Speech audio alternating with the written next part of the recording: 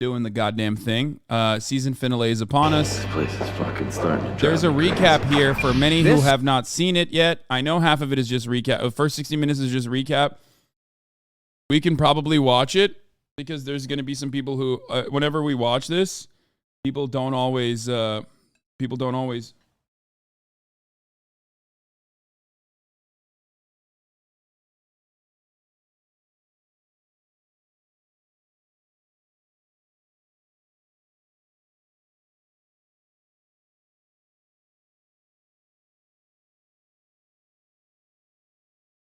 Okay, we're skipping it. We're skipping the recap. Who will win Lap of Luxury? Find out when we return for the climax of the season finale of the Joe Schmo Show.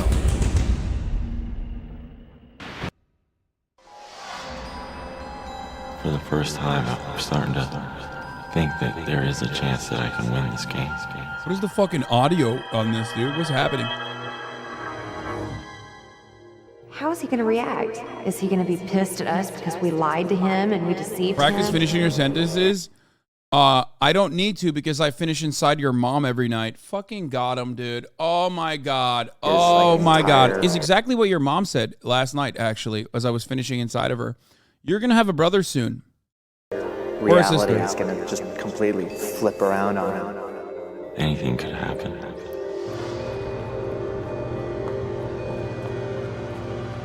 They're getting it.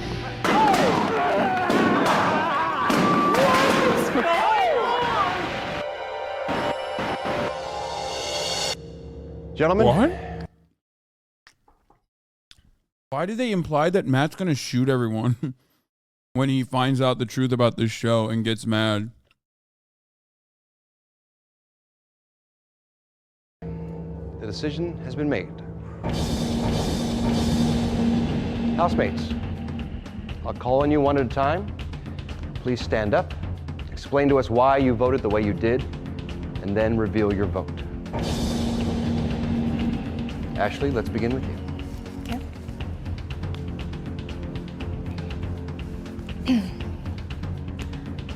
I believe that he is the only one that has any potential.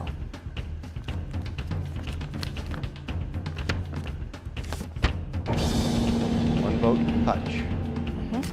Thank you, Ashley. Kip. Wow. Well, this was not a very hard decision, I have to say. This person made me laugh.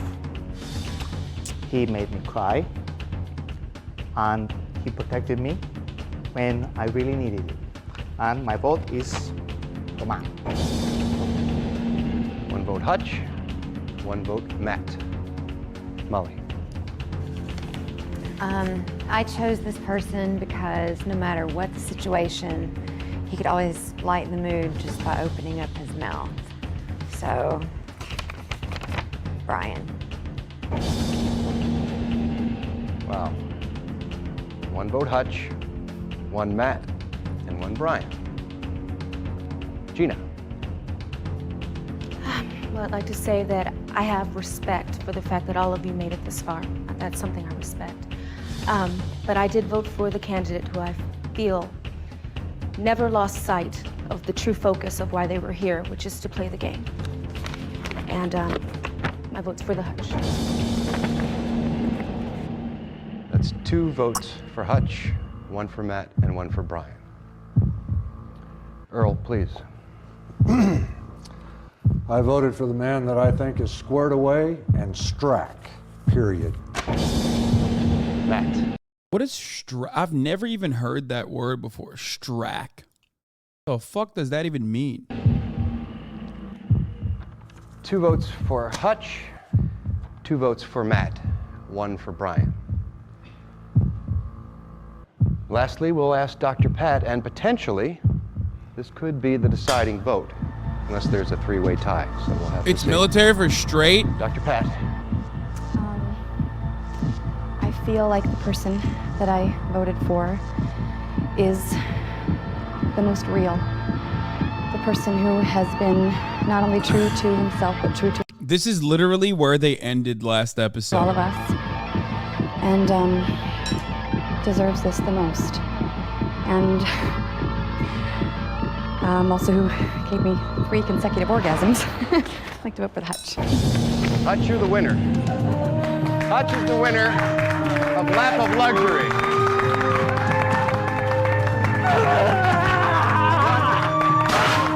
Oh! Bring it on! $100,000.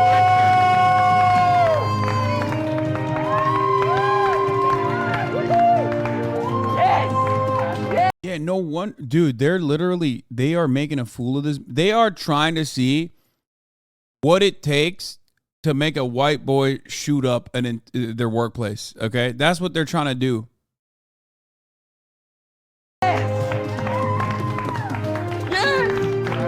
This is like literally what the FBI does on a daily basis. Okay, how to one, radicalize someone, and then how to activate that already radicalized cell. You know what I'm saying?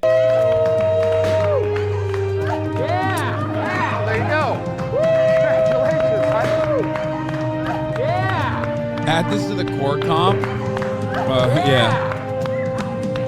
Wow. Well, I guess we broke that. What? Woo! All right, hold on. Everyone, 1 second, please. We have a problem.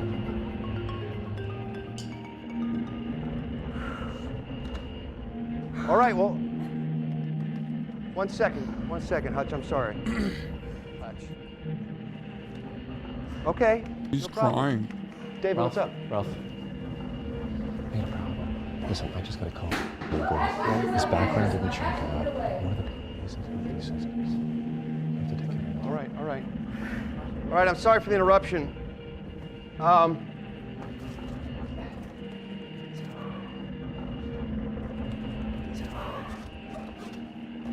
Hutch, we're going to have to reset. There has apparently been a major violation of the rules. It means someone in this room is not who they say they are. So before we go any further, does anyone have anything they'd like to say?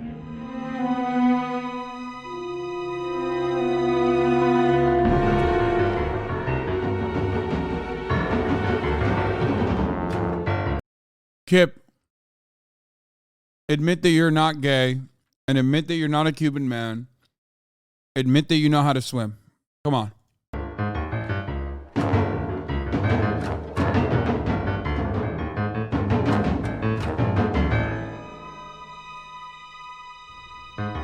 Next, the moment you've waited all season for.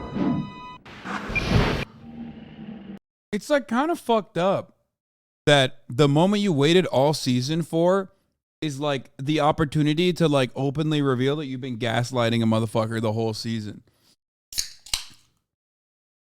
Kind of weird.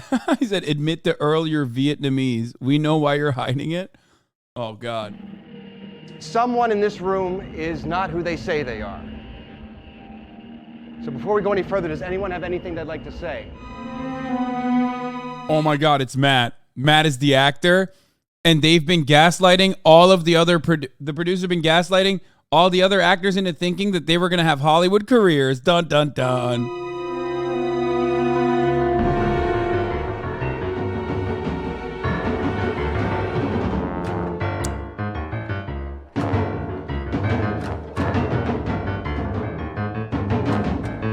I'm John Quinones, and this is What Would You Do?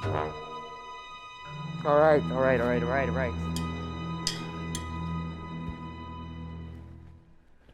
My name's not the Hutch. My name is David Hornsby. And I'm an actor. I live in Los Angeles. Are you kidding me? You have ruined this whole show. Well, don't blame me. Ask him. Ask me what? What about him? I don't know what you're talking about. Please.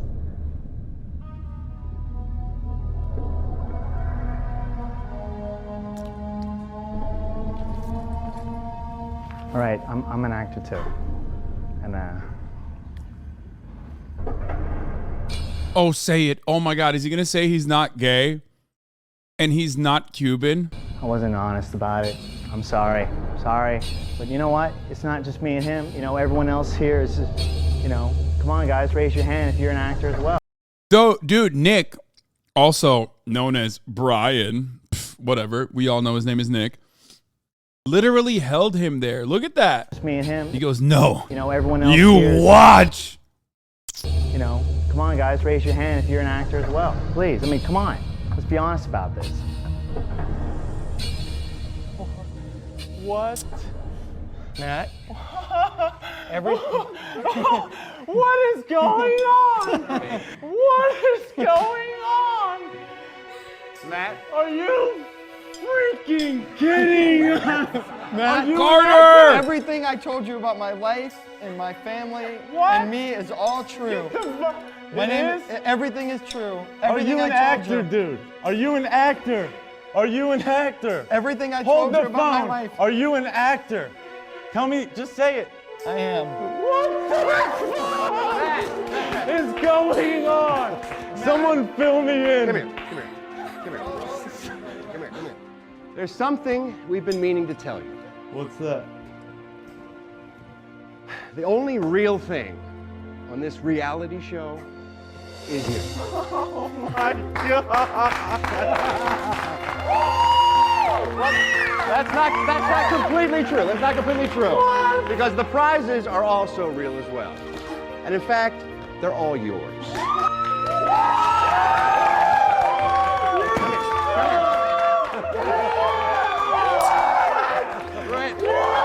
Okay, this is how you... Okay, my hot take, Matt wasn't in on it. Because I don't think he's that good of an actor.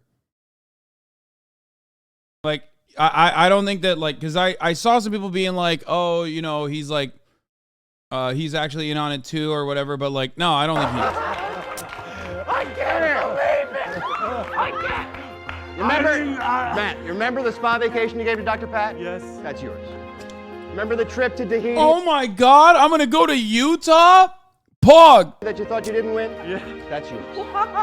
Boys, we're going to Utah. The flat screen TV? Yours. Not the flat screen. Finally, and certainly not least, this check made out to you for $100,000 is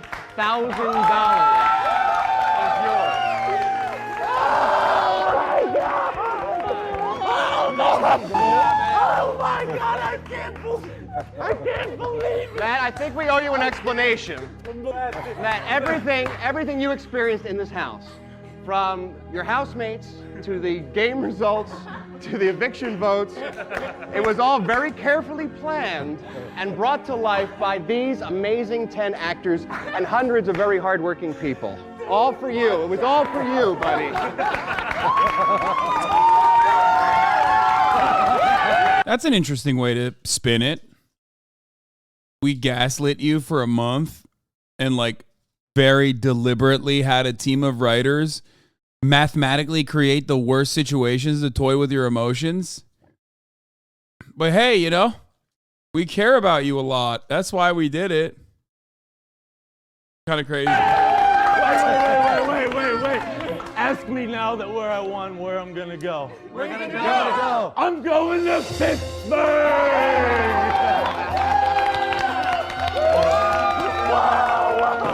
Wait. The Lap of Luxury. The Lap of Luxury is the world's most elaborate cover story. What it is that you're now the star of your own TV show. Again, another fun way to spin it, I guess. We searched far and wide all over America to find the warmest, kindest, most genuine man we could. And that man is going to go from being the nice guy next door to TV's brightest new star. And that guy is Matt Kennedy Gould.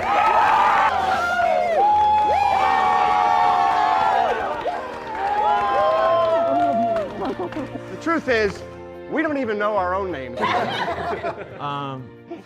You know, I just have to say while everyone's quiet, like, you know, and I was gonna say this anyway when I thought you were all who you said you were. You know, I went to a basketball game. You know, I was having a hard time, and I went to a game, you know, in a bad neighborhood. Dude, you fucking know. I knew, I had not seen this footage and I knew he was wearing this, okay? I had not seen this footage, but I knew he was wearing this outfit. Like, it materialized in my mind. He got the short white socks. Okay.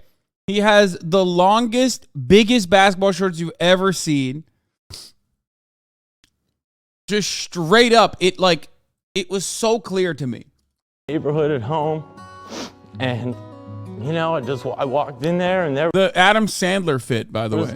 The casting director, you know, saying, "Do you want to be on a reality TV show?" You know, and like, of course, you all know me. I don't know you, but you know me. I'm a ham, so of course, you know, I got on the camera that day, and I messed around and just had fun, and then the whirlwind began, and you know what it is, what the most amazing thing about it all is that there's people out there, you know, people who saw things in me that sometimes I can't see in myself. We all saw it. We all saw it, man. Yeah. We all saw it, Matt. A mark, which is what happened, which is what they saw. A fucking mark, dude. Which, you know, respect. You're a hell of a guy. We love you, man. We love you. It's just so amazing, man. It's just so amazing. And I feel bad if I did anything to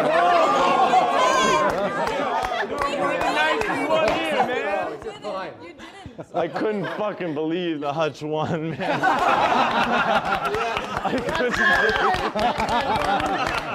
I tried to be gracious about it, but I thought, this asshole, after everything, he won? Are you kidding me? I'm cold as hell. Really, I can't thank you all enough. Earl, man, tell me, please, were you in the Marines? Everything I told you on this show was absolutely the true part of my life. I am me, but I'm an actor. Okay. And your real name is? I'm Frank Jones. Frank, meet Frank. Can I meet all of you again now? Brian, what's your... You gotta ask Hutch, how many orgasms did you give Kristen Wiig? Real name? Brian Keith Etheridge. Brian Etheridge, thank you. Your name is? Steve Ireland. Steve. And I think you scared me more than I scared you. I handled the hell out of him up in that room. That's what he told us. I'm Ryan Radis, man. Nice Ryan Radis. I'm Ralph. I really am Ralph. Yeah, he handled him so hard. That's why he went down and immediately was like, hey, you guys got to make out with your titties out. Ralph Garman, okay. I'm Nikki Davis. Nikki Davis. Nikki Davis. Hi, Matt. I'm David Hornsby. David Hornsby, you smelly bastard. Molly. Angela Dodson. This is your cast, man. Dude, are you at least gay? No. He admitted! Oh my God, he admitted! Ashley. Melissa Yvonne. She's not a bitch. No, she's not. She's not a bitch. She was so bitchy on the show, though. I'm sorry. Dr. Pat is not a doctor. My name's Kristen Wiig. Well, it's very nice to meet you. It's so crazy that Matt has no idea that the woman he's hugging will, like, go on to become a very famous actress. Like probably one of the most famous. Like, I'm not even talking about like her skill. Obviously, she is a very skilled actress in my opinion, but she is an A-lister. Like, he almost killed, well, at the very least concussed, a fucking A-list celebrity, dude. What the fuck? One of the most famous comedic female actresses right now. Now, all you cameras... Dude, nobody knows her, man. You're old. I mean, you not knowing her doesn't change that reality that, like, she is definitely a super, super fucking famous. One of the most famous female comedic actors. Why are you guys...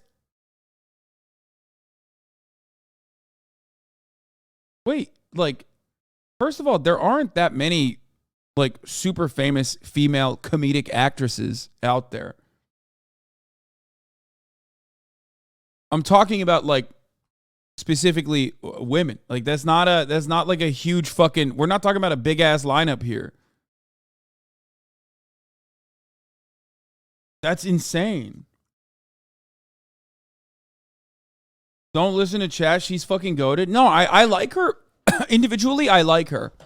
I think she's very talented. I think she's very funny. But that's not even what I'm talking about. I'm just like specifically talking about like her level of like fame and prosperity, and her career in general is like objectively at the tippy top, especially in the narrow field that I'm defining, which is female comedic actresses. Okay, female comedic actors. It's not exactly like a lineup that is super stacked. It's not like very, it's not very deep. It's not a very deep lineup in general. But she certainly is at the tippy top. And when I say it's not a very deep lineup, I'm not saying like women aren't funny or anything like that. I just mean that like, given societal constructs, people don't expect women to be funny, and therefore, there's not a lot of like, there are not a lot of moves towards propping up female comedic actresses like that, which makes it, which is part of the reason why there isn't that many.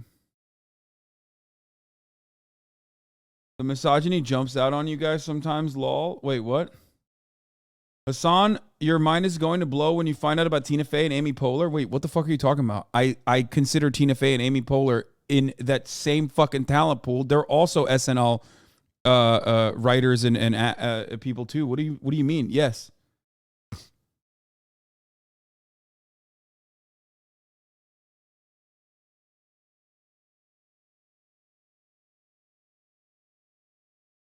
Also, Julia Louis-Dreyfus is another one who is an absolute fucking goat. I love her. She probably my favorite.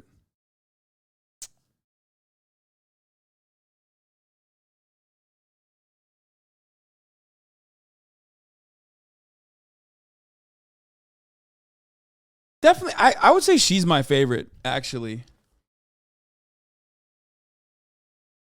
Anyway, it's like, it's very odd though that she did this thing, and like out of all the cast members, like she's been in like massive movies and stuff, you know what I mean? Which is crazy. Like she was in fucking Wonder Woman, dude. Like, please stop saying Amy Schumer. Like, I'm gonna start banning people. Yeah, Bridesmaids is the #1 grossing Apatow movie to date, and she wrote it.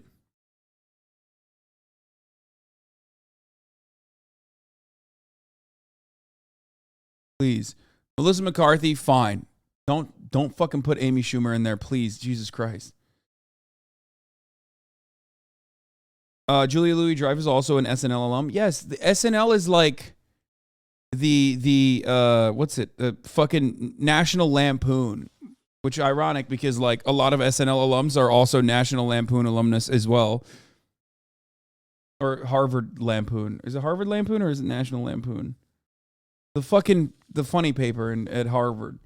Harvard Lampoon. Or National Lampoon? I don't fucking know. Whatever. Anyway. People and sound people that I've learned to love. That's your real names, right? The crew is real. The crew is real. Kristen Wiig is ranked 229 out of the top 500 on IMDb's star meter. Yeah, that's promptly puts you an A-lister. Woo! And the check is real. That was clear. The check is real. I can't believe it. I can't. I just need to tell you now, and I'll be telling you this for the remainder of the time we spend together. I'm not a big tool. I know you kept saying what a tool I am, but I'm really a very nice guy when you get to know me. Man. I was just trying to have some fun. Sometimes I do get mad. Like, I don't think there's that big of a generational divide, but I do get mad when like Zoomers literally are like, dude, you're delusional. She doesn't appear in any of my Subway Surfer Family Guy compilations, so she's clearly not famous. Like, shut the fuck up. You haven't watched anything that's longer than 3 minutes in your entire fucking life. Shut your stupid fucking Zoomer mouth, okay? Shut up. Shut up. I'm sorry that she's not made enough TikToks for you, okay? Jesus fucking Christ. Not romantically encumbered. No. So there's a chance for us. Now that you got 100 grand. All this for me, man. This is all for you. All for you. Now, you must be thinking, what were these guys thinking and doing and saying? Well, they're all busy pretending to be other people. So we put together some clips of how we all really feel about you. Watch this. Okay. Oh shit. Oh, he has like an outro. He's a good man. You know, I feel like we could be friends. And there's also an interview in the end, right? Guy. Matt, I apologize for anything. If you base your opinions on IMDb, you have a lot of growing to do, and your prefrontal cortex clearly hasn't developed yet. IMDb, lol. Oh my god. Oh my god. My favorite. Wait, first of all, we already agree. Shut the fuck up. Shut the fuck up. There's no other way to make a qualitative assessment. It's like looking at a fucking Q score, you dickhead. Shut up. Shut your fucking stupid mouth. You don't come across more intelligent just because you have a pop in fucking, what's that other website where people write like their dumbass fucking takes about Kino? Letterbox. Oh, look at me. I have a Letterbox account. I feel so intellectually superior to you. Shut up. Shut up. Nobody cares. You're a fucking nerd. Okay? Great insult, but bad take. Thing we put you through. You understand, all right? He's the sweetest thing. I mean, he is the sweetest thing. Bless his heart, you know? That's all I just look at him and I'm like, oh my gosh, we already love you. I do think that you're probably one of the most amazing guys that I've ever met. And you're very cute, too. Those eyes, I could totally get lost in them. All I have to say is if this were a real reality show, I'd be in trouble. Matt, I love you. You're an amazing person, and you've surprised everyone on this project. Humana. Awooga! What an amazing. He definitely surprised me when he came out with the Kangol and the fucking hammer pants, shiny hammer pants, and also busted out the beatbox. That was fire. Person you are. I just wish you the best of luck in the whole world, and I just want you to know that you deserve every great thing that's going to happen to you into your life.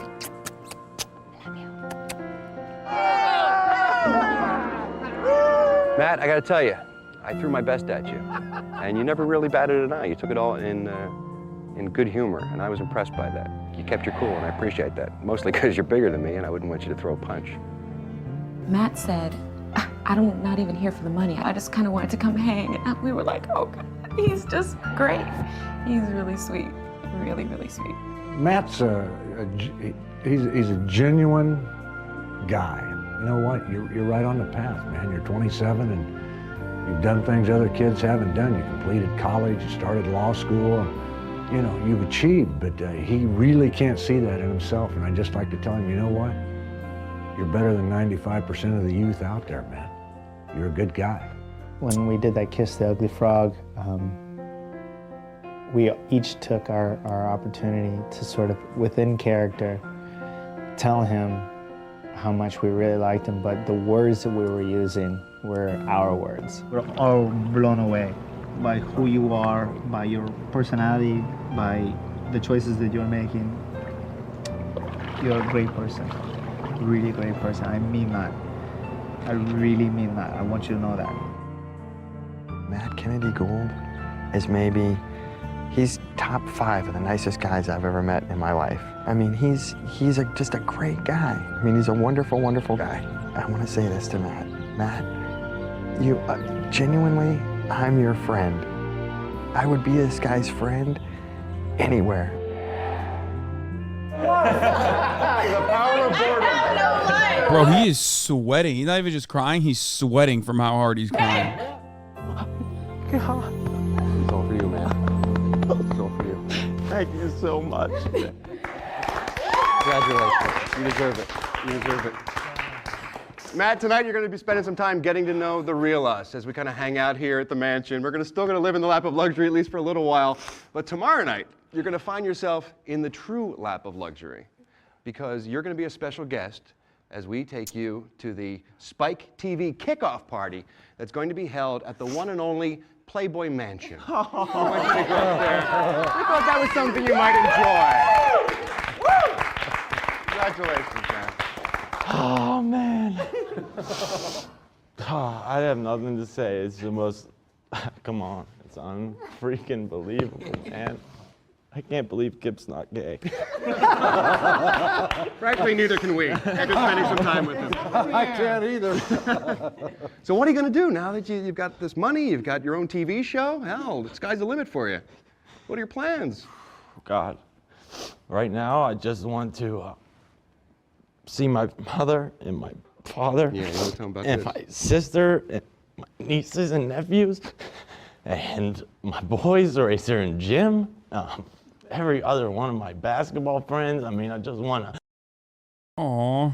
Wait, did he say my boys? He has children? I thought he only had nieces and nephews. Or does he mean like his friends? Only Playboy Mansion.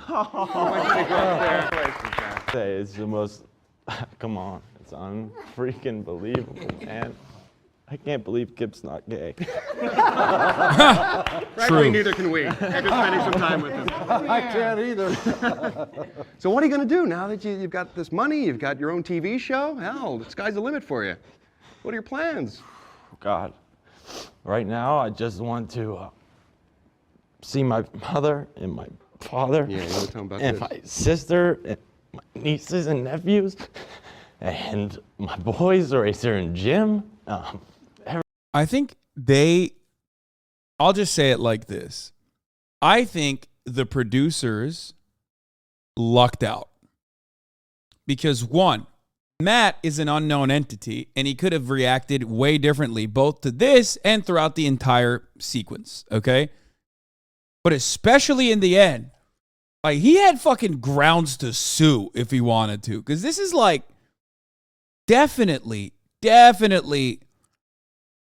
breaching many legal and ethical boundaries, I think.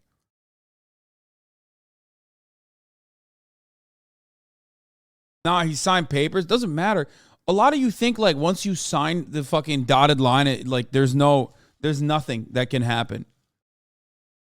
Oh, okay. So you could just like kill someone. Well, sorry, you signed the paper. Sorry to inform you, but like we don't live in the libertarian paradise that you think we live in, okay? It doesn't work that way. You know, you can sign a fucking paper and still successfully launch a lawsuit against the television network.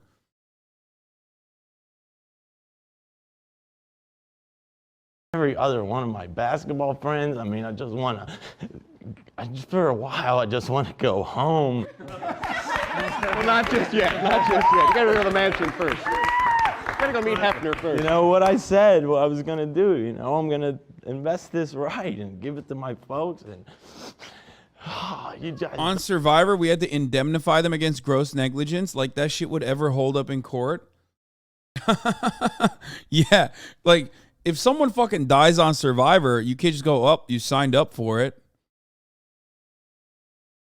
You know what I mean?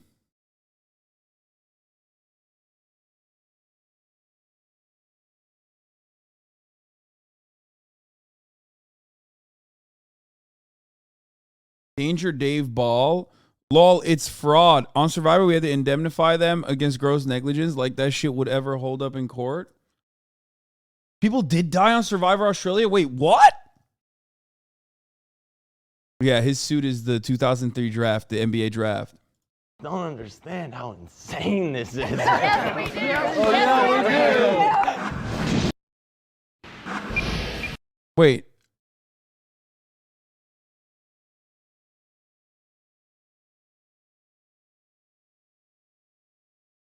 Dave Ball, Survival Wiki. Dave Ball is a contestant from Survivor.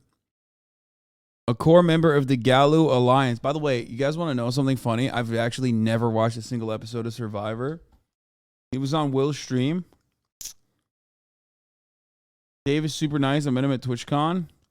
Wait, did I meet him at TwitchCon as well?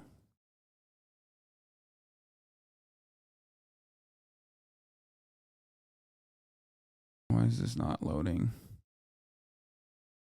Oh, he's the one who had the dog. Yeah.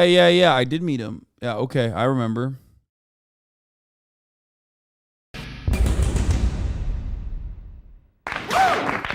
Congratulations, man. We were all impressed by how well you stand up for yourself and for other people, like for Kip. How you really, you make the right choice so often. It's incredible. I mean, that's a credit too. Lore update. After the Joe Schmo Show, Matt Kennedy Gould needed to do a bit of soul searching after his live-in girlfriend broke up with him. I wonder why. Gould decided to reassess his life. He got rid of his drugs, moved back to Pittsburgh, and has been sober ever since. See more on Gazette Review. You know he was what doing I come drugs? from. Sure. P-Bird, you know, my parents. That's where it comes from. All we have to do is watch. I feel like there were a lot more dudes like this back in the day, like pre-2008 financial crisis, like where you could just like kind of survive working at the mall. You know what I mean? Those guys went away. You can't really do that anymore, I feel like.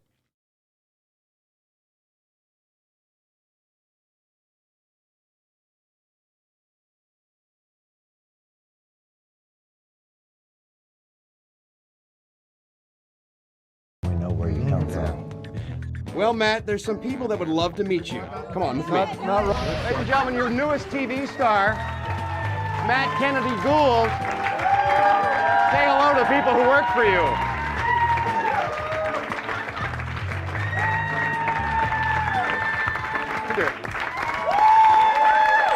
Oh no, he moved out to get an acting career and blew all the reward money on pot and alcohol. First of all, reward money on pot is such another like old relic. That sentiment is a bygone era, okay?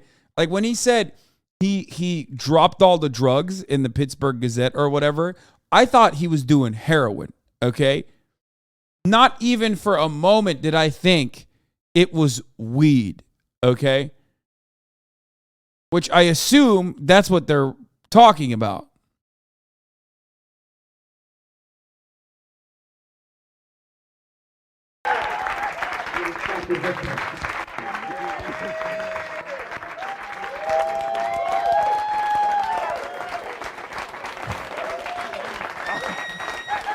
No, not saying that like you lose all your money smoking weed or whatever, which is like kind of hard to do, almost impressive. But what I'm talking about is like considering weed as like a drug to blow all your money on is like a drug in general. Like when someone says, "Oh man, I was hooked on drugs," I never think weed. Do you think weed?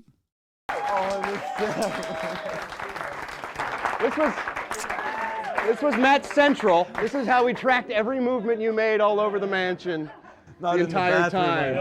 No, not in the bathroom, no. We gave you a little private time, but every other moment was pretty much watched and documented, and we took it, and we schemed, and we figured, and we plotted, and we planned, and we wrote a little show around you. I hope you don't mind. That's fine. Is that all right? Knowing how much you like to know people's names, you're going to be busy all night long, Matt. Because literally it took hundreds of people to pull this off, and we could not be happy, really couldn't, that you're as happy as you are that we did it for you. Because we never know with you. You never know how you're going to react, Matt.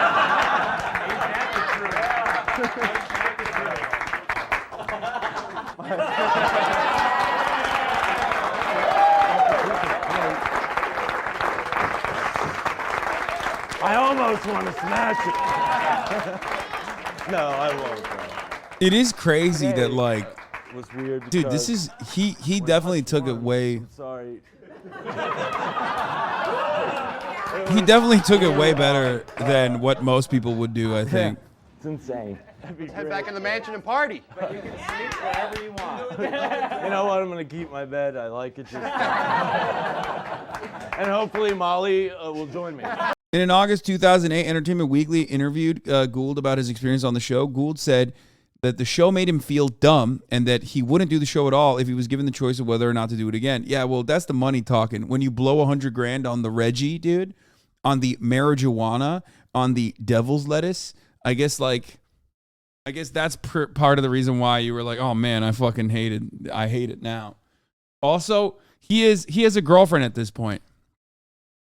But he's so horny that despite the fact that he has a girlfriend in the real world, which by the way, I didn't want to spoil for you guys, but I did know that because I saw it in the chat multiple fucking times. You little shits can't stop yourselves from fucking spoiling it. For me at least, but at least I did not betray the rest of the chatters who did not know. He had a girlfriend at the time of the show, okay, And I guess like they broke up. I wonder why. Well, this probably might be one of the reasons. He, despite having a girlfriend, literally was so horny both on the show and also is still trying to fuck this woman. And she's like, oh, I could be down. And hopefully Molly will join me.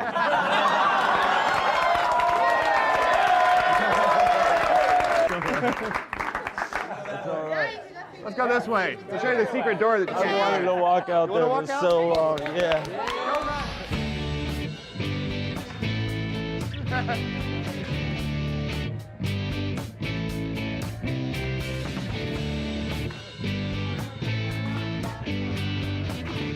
Yeah, imagine they're like, we have, Matt Gold, we have flown in your friends, your family, I think it's safe to say and that most importantly, your girlfriend.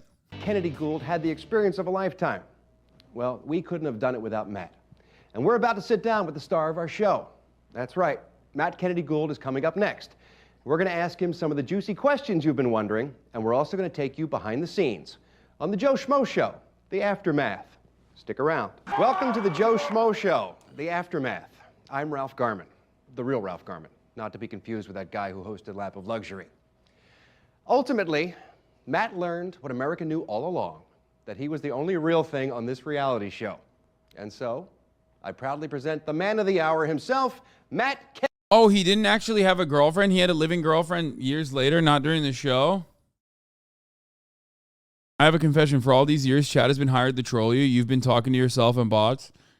Dude, that's such a funny fucking thing because, like, I mean, if I was gaslit into believing that I'm one of the largest Twitch streamers on the world, who would have ever imagined that as a leftist making leftist content with no discernible talent whatsoever, that you would actually believe that you're one of the largest content creators in the world? It's actually bots. We all made this. We made this. I'd be like, I don't give a fuck.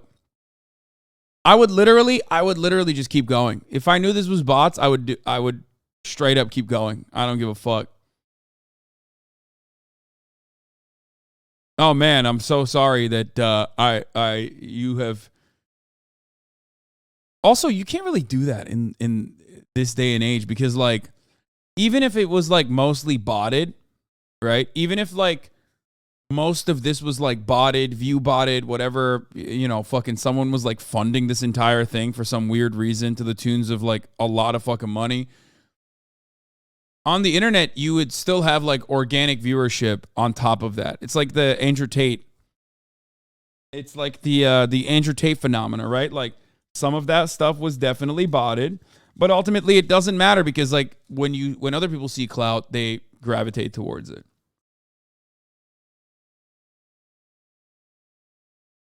Kennedy Gould. Hey, buddy. Good to see you, man. Good to see you, too. Have a seat.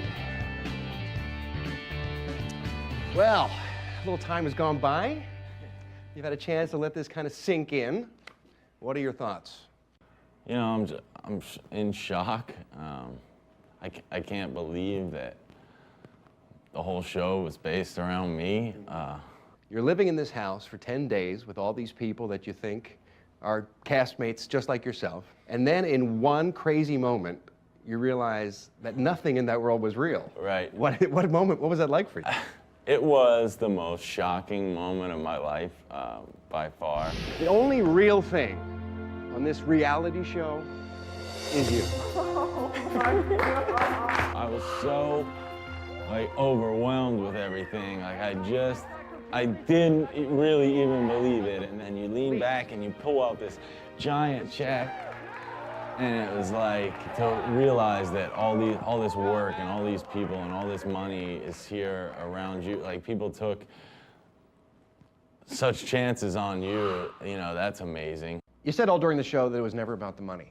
But what do you plan to do with that $100,000? Him gaslit for 10 days, $100K. Me gaslit for years, $0. Yeah, I mean, it's not the worst. Like $100K for 10 days of like being gaslit, low key, a lot of people would take that up. Straight up. 100 grand isn't that much. It's a lot, but in reality, not really. No, it is. I mean, it's a good amount of money. It's not like for 2003, it's not like insane, but it's still pretty good. it's still a lot of fucking money, especially for like, no, not insane as in like, it's not $1 million. You know what I mean? Whereas I feel like now shows, they offer you more money than that.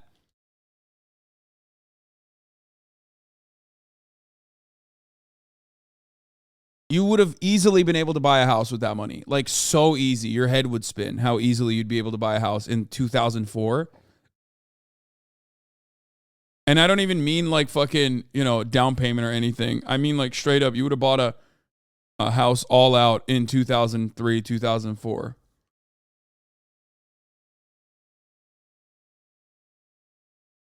You can do that now too, just not where it's terrible like LA and New York City. First of all, $100,000 for a full-blown home now, you have to be in like the worst part of Ohio, okay? And Ohio as a state is already pretty awful, but you would have to go to the worst part of Ohio. What the fuck are you talking about?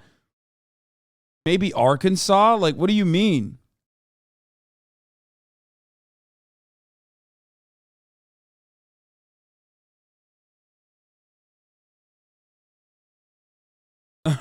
Yeah. 12-year-old chatters thinking you can retire with 100 grand. It's funny. Yeah, I'm in rural Alabama and it's 200K for shit homes. Exactly. If he had actually taken that 100 grand and like literally lived inside of a house for years and years and years and years, he'd be able to literally gift everyone in here a sub and not even think about it at the top of the hour. Because he would have, that house's value would have fucking skyrocketed. It would have tanked in 2008 and then skyrocketed afterwards again. Probably like, you know, quadrupling, quintupling, 10xing in fucking value. Okay. But meanwhile, the best bang for your buck is the $5 a month subscription or the Twitch Prime one. Because at the top of the hour, there's a 3-minute ad break, right? And if you no longer want to see those ads, Fat Cures Muscles, thank you for the 50 gifted subs. That's it. That's him. It's Matt.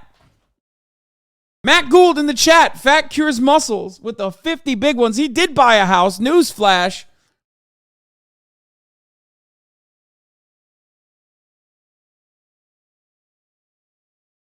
Allowing 50 people to no longer see the ads at the top of the fucking hour. Here's a 3-minute ad break now.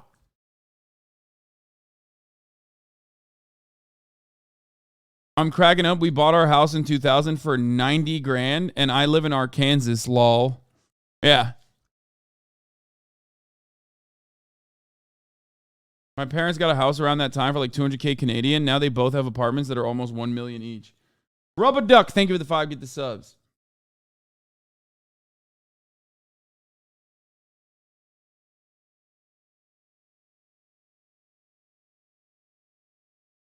I'm 35. When I bought my house 9 years ago here in bumfuck Kentucky, it was around 90K. My house is now worth almost 200K. Homes are insane now in the middle of nowhere even. Yeah.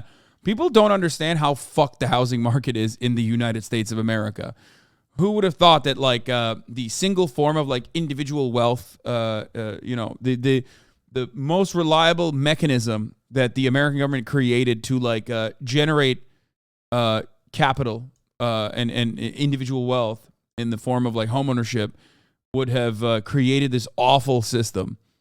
Not even America. It's like Canada. It's everywhere pretty much where there's no like control or socialized housing.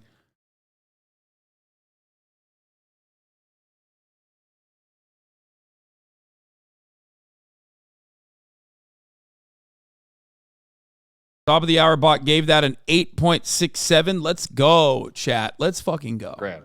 Because you do have some money now. All of it, every cent is going to my mother. We're gonna, you know, get a financial investor and, you know, build an empire. Try to, you know, build an empire, man. MKG, baby. No, I'm gonna treat it wisely. That's what I'm gonna do with it, and I'm gonna see Fish a little bit. Fish, the band. You're gonna follow them around? A little bit. That's cool. Oh my God, he is definitely a weed smoker. Okay, Matt. Now we want to let you in on all the details. What the fuck? He's a Fish fan. Take a look. You know, it took hundreds of hardworking people over a year to make this show happen. Testing. Of all the challenges we faced while making this show, finding you was the hardest. For weeks, we searched the nation for a guy that would embody our vision of Joe Schmo. We talked to guys who were articulate, I tend to be kind of a polarizing figure at times. And to guys who weren't. Oh, yeah! Yeah! We tried narrowing the field using word association games. Donald Trump. Money. Referee. Underpaid. Sugar. Try to stay away from it, actually. We even saw a guy who could dance. And a few who couldn't. Some of the guys gave us too much information. Bro, they literally went to every fucking YMCA across the country, it seems. Their goal was, first of all, of course, it's got to be white. It's 2003. Calm the fuck down. Obviously, the default character in 2023 is still a white man. Why the fuck wouldn't it be the same in 2003 when white guys were on top, especially, okay? But like, the funnier aspect here is that they went to every fucking like intramural league, any kind of like YMCA they could in every white neighborhood to find the Joe Schmo, which is pretty funny because like that is true. For the record, when I talk about the default character, I'm not saying that it's like right. I'm not saying it's adequate. I'm just simply stating that like that is what the overarching like normative position is. Like that's what people think. Not a big streak or more of a flasher. And some didn't give us any. But when we met you playing basketball in Pittsburgh, we knew we'd found our guy. I'm going to Not bad. win this show and win the 100. No, I'm not quite sure. I'm not quite sure. Actually, this is a blessing in disguise because I think that, you know, my personality will outshine a lot of the others on tape. Believe it or not, I'm a great dancer. I'm going to drop a beat. Dance that became legendary.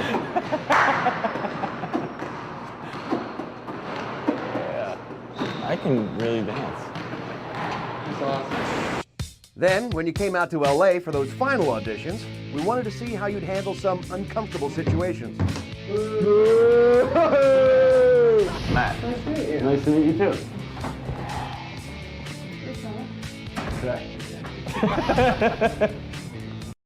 That's crazy.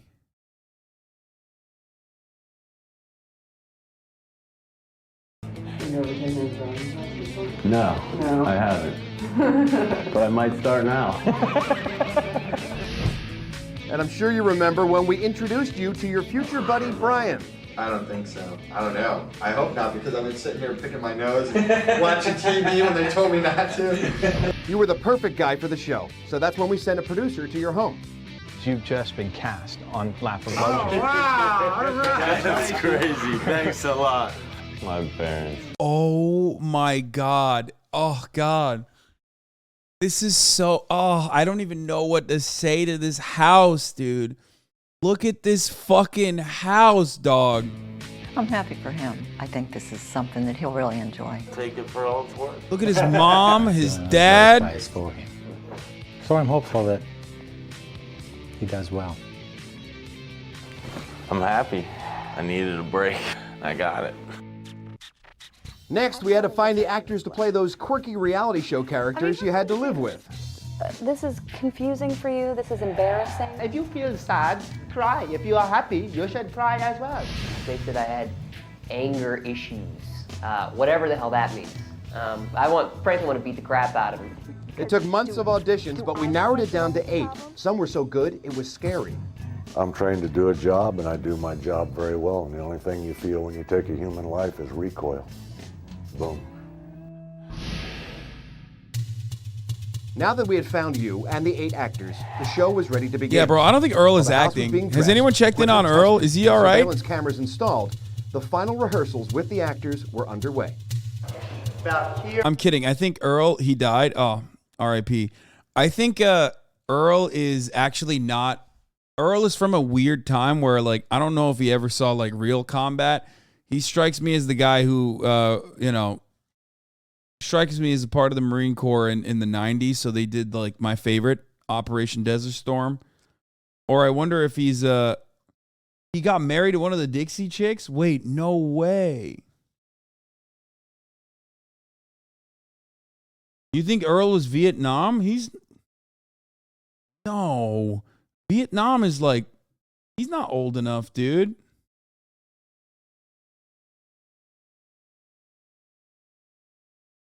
What the fuck?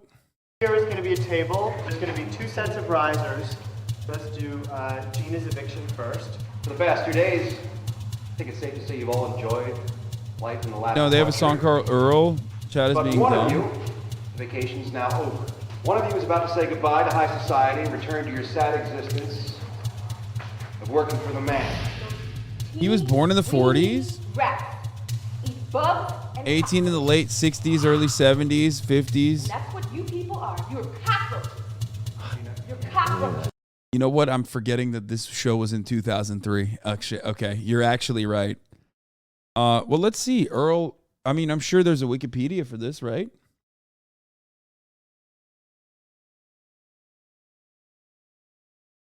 I work for one of the HVAC firms you always talk about, and there are non-vets. It's crazy how old and racist you can get. Highly entertaining. Oh, yeah. That shit was rare. I said, you heard what I said. I said you're cockroaches. That's right. He did get away from my scrapbook. That's not my problem. This one that's getting all worked up. You can be a street Is it hard to watch this? Jezebel if you want to, but I'm not going to hang up. It is bothersome in some ways. Seeing some of those scenes was bothersome to you. Oh my God, they're still gaslighting him. They're still tickling his like, yeah, does it piss you off? Huh? Does it piss you off? Does it make you mad? Why is that? You know, I had a very difficult time at those freaking ceremonies. Yes, you did. And they didn't. It's just like, in one sense of it, I'm so glad, and I would have it no other way than to be the center of my own show. Right. Sergeant Major Franklin D. Jones, age 70, retired, lost his courageous battle with cancer and the effects of Agent Orange at 2:15 a.m. on February 15th. Wait, what? He was in Vietnam. Are you guys memeing? Be honest. I know non-vets who look today about the same age as Earl looked when this show aired.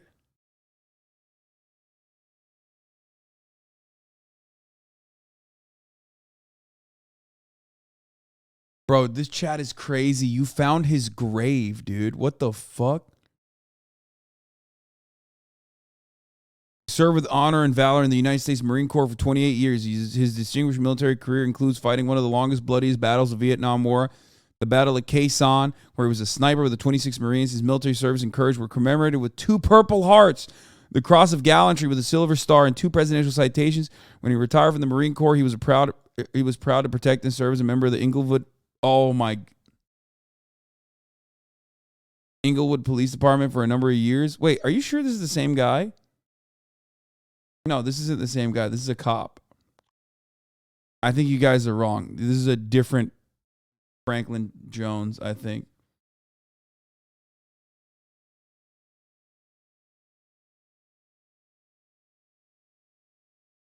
No, this is a different Franklin. Yeah, this is the Franklin Jones. Oh, he is Agent Orange? Okay, maybe he did. Oh, he was. Oh, it is him. Okay, never mind. You're right. You're right. It is him. I guess he was in the police force as well.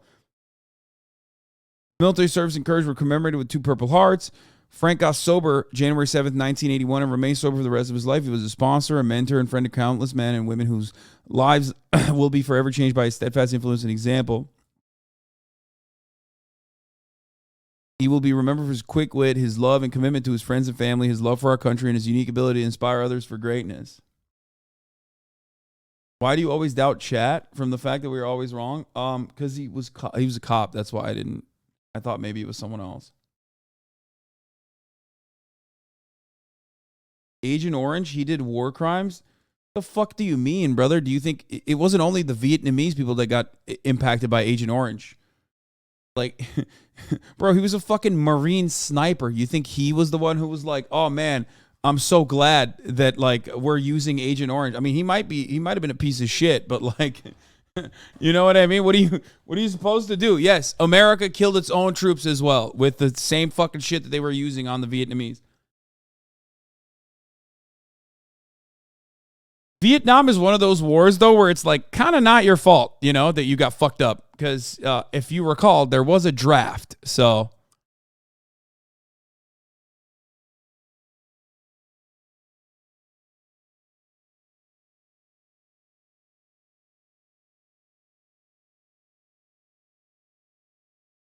All sergeant majors are pieces of shit.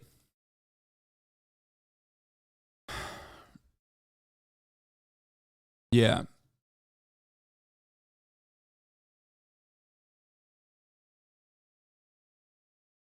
YouTube to take back earned money from demonetized videos. Wait, what?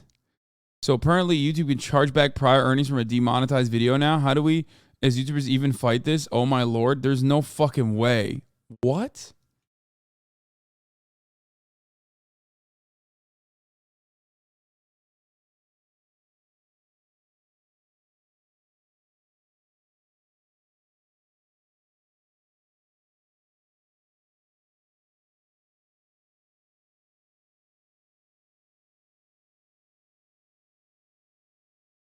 I was drafted for 30 years, bad chest.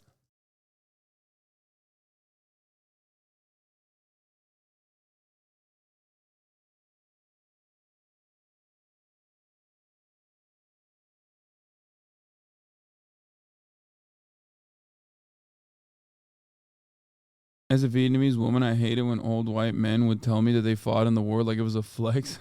What the fuck? They're like, hey, I killed your grandfather, maybe. Like, hey, you know how like, you might have like fucking, your children might have genetic disabilities as a consequence of all the chemicals we use, like even to this day. Yeah, I did that. It was fire. You should be grateful for that liberation.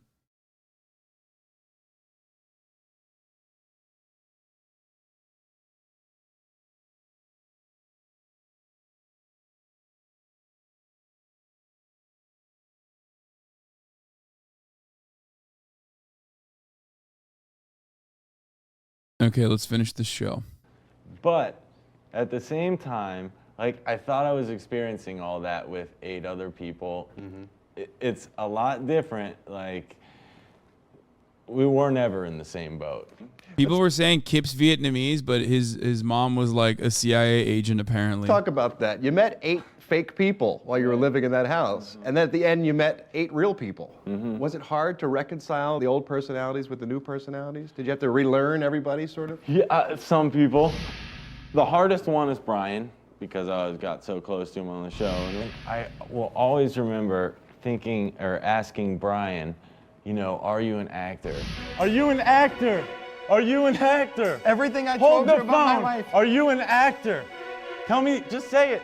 I am. What the fuck? I wanted Brian to be a real person so bad. Brian was the one person that I knew I could trust. The one person who was kinda sad. on my side, who was in the same position as me. Right. No, wrong. He wasn't. You know what I mean? Like now, Sure. a little while But later. at the time. Little did I know, Brian was not only an actor, but he was also a writer. I mean, it went much deeper with him. And you know, now we're getting into the whole like resentment I have towards Brian that I need to work out before we continue our friendship.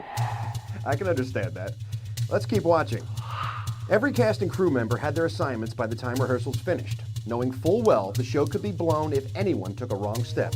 The key word is denial. Even if he says, hey, I know it's all fake, I know this is bullshit, you're all actors, you still Bro, this literally feels like a flex. Like they're just like, here's how we gaslit you, you fucking idiot. Like the end sequence here unironically feels like they're just flexing. deny it. You deny it to the end of the earth. Deny, deny, deny, deny, deny. Wow. This is really cool. So all those are a different camera? These are all surveillance. Here's how we got you, you fucking dumbass. Inside the upstairs jacuzzi. The control room was the nerve center of the mansion. Each Bet you screen feel had a silly, video huh? feed from one of the 26 cameras located throughout the house. The monitors were instrumental in tracking your every move. Because the actors couldn't be directed in front of you, they were almost always flying solo. Okay, run downstairs. Let them know no one can put us on Kiss. Run in downstairs. The only time they could be given any information was if they were pulled aside in the privacy of their rooms. It's going to discuss you. You're out of here, you come in here, and that's when you're going to find Gina's right. The script was in a constant state of flux, as it changed repeatedly to fit your emotional state.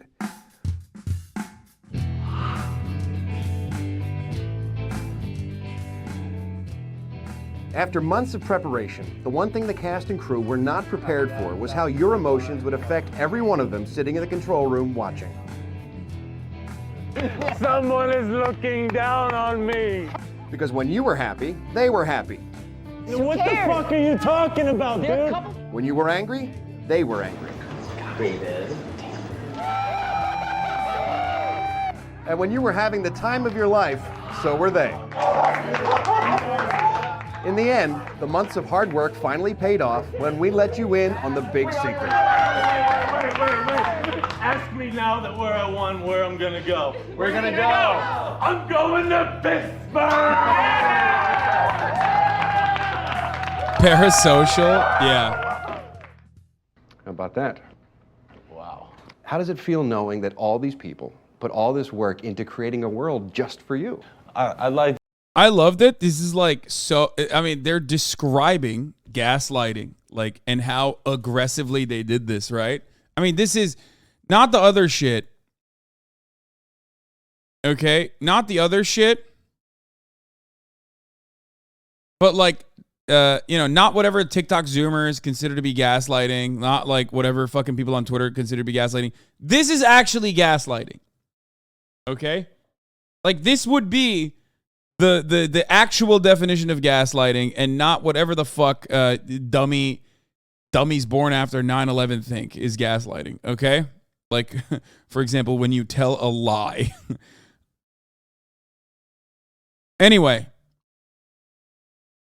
what's wild about this is that they're basically describing to him, like, I guess they're trying to like nail the landing. They're trying to make sure that the landing is soft, right? By using his narcissistic tendencies to try and make it seem not as bad. Like, oh, we did it for you. We did it for you, actually. Like, we didn't gaslight you. We just did it for you. Like, we care about you that much. Like, look how famous you're about to be. To take issue with that statement a little bit. All right. Originally, someone wanted to create a cool show. So someone did just that, right? Well, then someone wanted to buy a cool show. So someone did that. Right. And then people keep saying, like, we did this all for you. Like, and I want to say, like, they didn't come. Quick, bring Molly out. Bring Molly out. He's aware. He's aware. Bring Molly out. He's aware. Put titties in front of him. Quick! It's not gonna work. Come find me and then think of all this. You know I gotta what I pee. mean? Right. Like conceptually speaking, I mean, they thought of the idea and then plugged me in there. Now, it happened to work out for me and hopefully for them as well. How do you feel about being referred to as Joe Schmo? Not a big fan of the name. You know, your whole life you use it, that dude's a schmo. Who is some freaking schmo? I don't even know who he is. You know, and then here I am, Joe Schmo. But, Ralph, there couldn't be a better schmo. Small price to pay. Huh? It is, man. It is a very small price to pay. Next, we'll revisit one of Matt's favorite moments, the meal not quite fit for a king. Remember that? That's right. Dog crap, monkey testicles, and a girl-on-girl kiss when the Joe Schmo Show continues. Welcome back to the aftermath of the Joe Schmo Show. I'm Ralph Garman, and I'm sitting here talking with our star, Matt Kennedy Gould. Matt, you lived every scene in our show. But before you lived them, we planned them, sometimes months in advance. Now, have you ever tried to replay the whole show in your head and figure out exactly how we put the whole thing together? From beginning to end, not yet. No. Haven't had the time to do that yet. But, I replay scenarios in my mind, pretty much from like about 15, 20 minutes. Notice how they're not actually showing the embarrassing moments. I feel like that's part of the reason. They're trying to like show the highlights and stuff, but no moments where he looks like a horny baboon. You know what I mean? Obviously, they didn't fucking film him jerking it. Okay? Calm down, everybody. Also, he probably didn't jerk it for 10 days. If anything, you can kind of tell he didn't jerk it for 10 days. Okay? I'm just saying, like, he was entirely too horny. After I wake up until about that much time before I go to bed. Well, Matt, let's take an in-depth look at the evolution of one of our scenes, from a table read of the script to rehearsals to the scene itself. Matt, I think you'll remember a meal not quite fit for a king.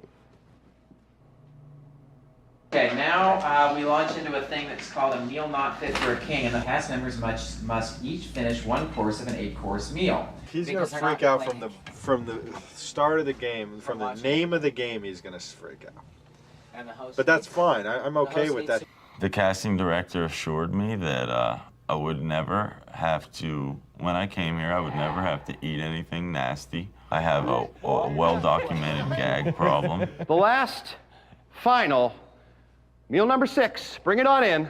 You can pick this dish up pretty much on any street. In fact, in some places, they'll fine you if you don't. Canine feces. Is it really dog shit? Yes, it's really going to be dog shit. Well, at first we really wanted to serve him the actual dog feces. Is your only fear that he's going to eat the dog shit? Because what he's... Bro, producers, yo, you need to be a sociopath, dude.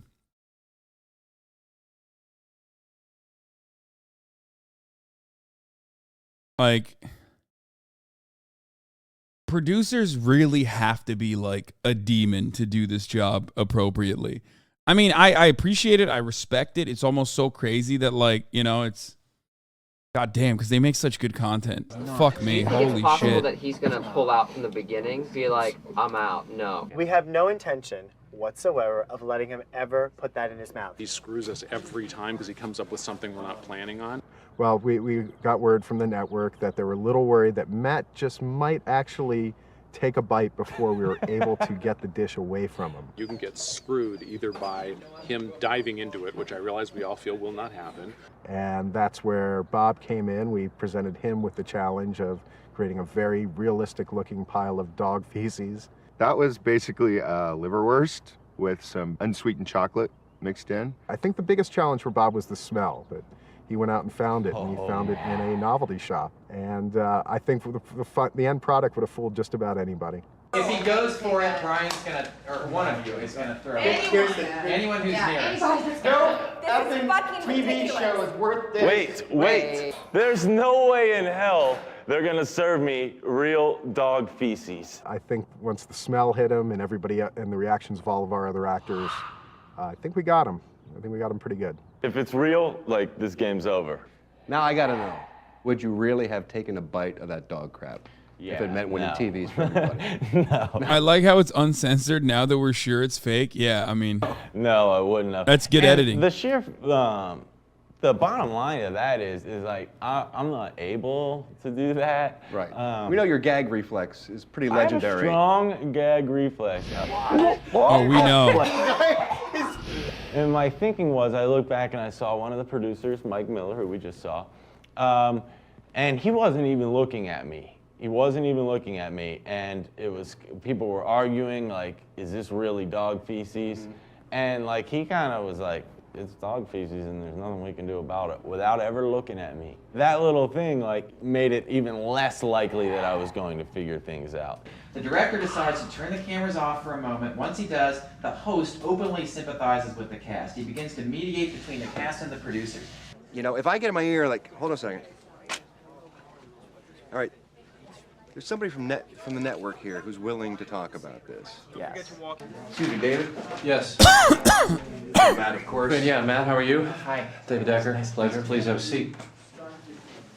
This guy, like, he's been in too many commercials. I think Matt clocked him. So, I got called out to drive out to Westlake Village because I see there's a problem. Oh, I don't think it's really a problem, but I don't know. I guess canine feces can make you ill. I don't want to eat it, and I won't.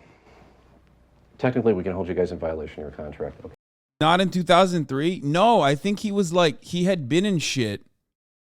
I'm pretty sure he had been in shit before the show, which is also part of the reason why he literally briefly alluded to it, where it was like, Matt was like, is that guy an actor? Okay, let's just stop the situation right there. Matt spent some time in law school, plus he took some classes on debating. He's the perfect person to stare down a network executive. We also know that Matt has problems with authority, so sparks are about to fly. If you want to hold me in violation of my contract, please feel free to do so.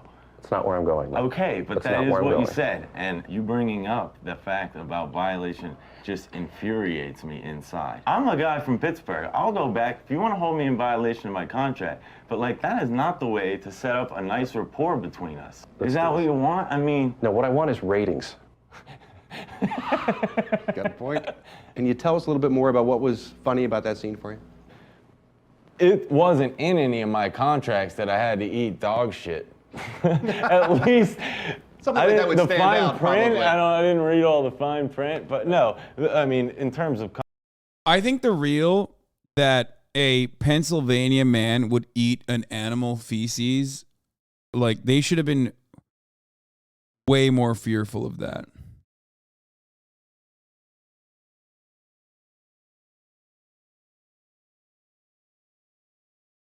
I'm just saying, like, Eagles fans have done this. So, I mean, he's from Pittsburgh. He's not from Philadelphia, but, you know. contract law, or in terms of the show, like, I didn't have to eat that thing. You know what I mean? Like, I could not eat it and not win the TVs, and that's okay. Right. So, yeah, that situation was odd, but again, I mean, digressing, I chalked it up to, you know, you folks just wanting me to, you know, to put me in a position where some of the skills that I brought to the table were highlighted. Right. And they were, because we got you to the point where you got to present the new ideas to the girls at the table, which was either they go topless or they kiss. The choices are either you two go topless or you two kiss. I'm not going topless. But you guys can kiss. Can you What kiss? about a quick kiss? And I would play a little bit of the comedy, Ashley, of you really don't want to kiss Molly. You don't like her, you're pissed at her. Well, I can tell you I certainly don't want to kiss you. Well, I don't want to kiss you either. I don't even like you. Stand up. Make sure you get this shit. Guys, get set for this kiss. I was praying on the inside that they were gonna kiss. Ashley stood Molly up. Oh, we know, Matt. Gave her a big kiss, and I thought it was unreal, unfreaking believable. Okay, you get your TVs now. Matt has saved the day. Nice job, devil dog. I think he actually wanted to see them both topless and kissing. Now the truth can be told, Matt. Were you kind of hoping that they would agree to the topless part? Do you think there was a chance that they might? You know, Ralph, you know I've never had any qualms about, you know, I love women, and I love breasts, as we probably know.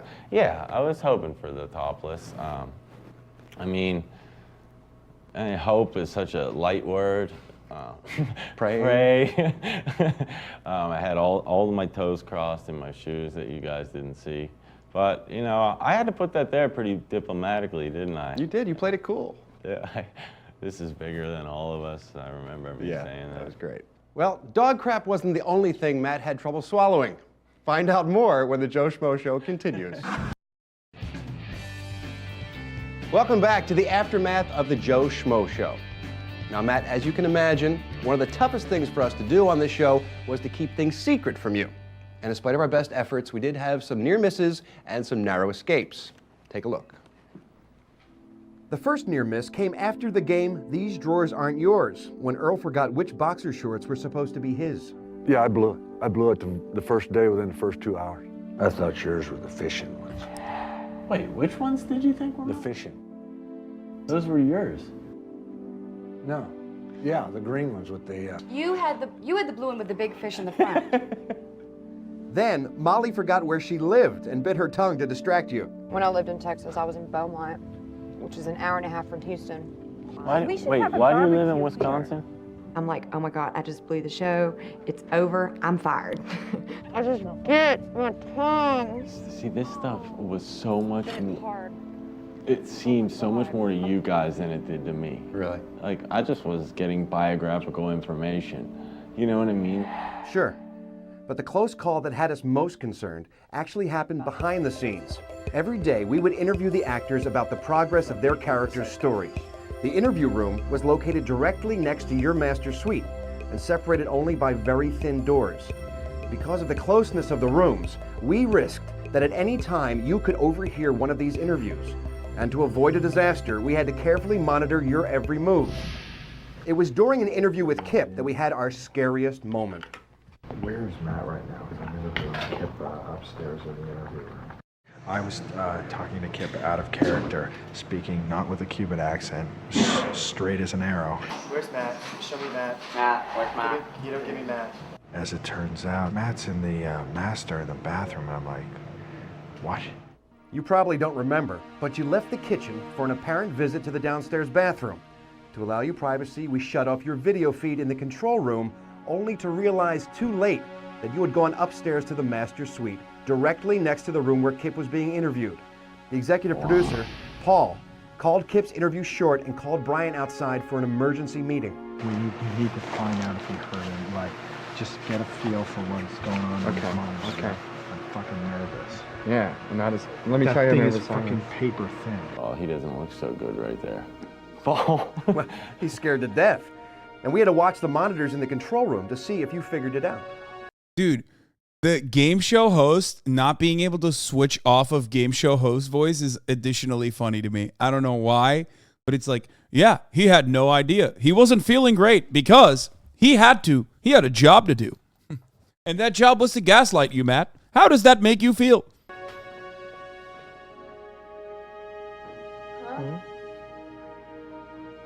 He's very intense. He's looking around. We're thinking, oh, fuck, he knows. He knows. He totally knows.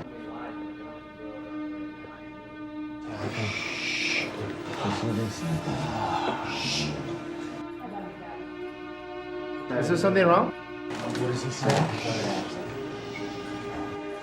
I'm going to check out my room. When you think about it from the production, from a production standpoint, it is unimaginably scary that your multi-million-dollar budget show is about to fall apart at a moment's notice because, like, a bunch of the actors that you hired could technically fuck up at any given moment. Brian and Earl to go upstairs. We were sure you were going to tell them one of two things. Either you knew everything, or you knew Kip was a phony. Either way, we were certain we had a problem.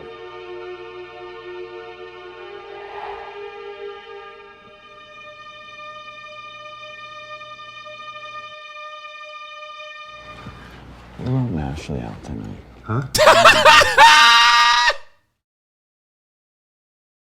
No, my man was eyes on the prize, baby. Laser focused, okay? When Ashley brother zoned him, it was over. It was over. He was just way too hyper focused on that. He didn't see nothing, dude. He was just like, You can vote for either Hush or Ashley. Wow. You have no idea how relieved we were when we found out you were just playing the game and trying to vote Ashley out. That was close. That's the closest call we had. He doesn't know. So funny. It's so much, like, that wasn't even on my mind. I still think there's about a 20% chance he does know, and he's just playing us now. Wow. How close did you actually get to figuring it out? Like on a scale of 1 to 10, like 10 being figuring out and 1 being like having no idea. Like a 3. Really? Yeah. Like, I'm sorry that you guys went through all that, but everyone else's perception of the way things were going to be taken by me was so paranoid, okay? Everybody from, you know, the guy. yeah, man's like, I'm a simple guy. Put titties in front of my face and I'm not going to think about it. Like, I have a factory reset every time I see a new pair of titties. And you guys gave me a pair of titties every single episode, which is ironically what they're not mentioning here, but that was literally like half the reason why he was just completely clueless. Every time he got close, like, they're not even mentioning this, like with the Molly photo, boom, blammo, titties later that night. He's like, what? I forgot everything. Where am I? Guy up here to, you know, the lowest guy down here, you know, on your side of the fence. Right. But with me, you know, Matt Kennedy Gould is a person who wants to, you know, make good TV, a person who wants to follow direction. Right. Do you know what I mean? Mm-hmm. And because that's the kind of person I am. So because I'm a rule follower, I think that helped you guys out a lot, you know? Sure. I can't say enough how much how out there that concept is that the show's all about you. You know what I mean? Like, that doesn't come into someone's consciousness. You think you're a little gullible that way? Oh, I'm definitely a gullible type person. Yeah. Well, on behalf of everyone connected to the show, I want to thank you for not figuring it out. For what it's being worth, gullible. I'm super glad that I never figured it out. Good. Coming up, we're going to revisit the moment where Matt almost put his own show in jeopardy when we return to the Joe Schmo Show. Welcome back to the Joe Schmo Show, the aftermath. I'm Ralph Garman, and I'm talking with Matt Kennedy Gould. Matt, we tried to plan for everything on this show, but the one thing we could never truly plan for was you.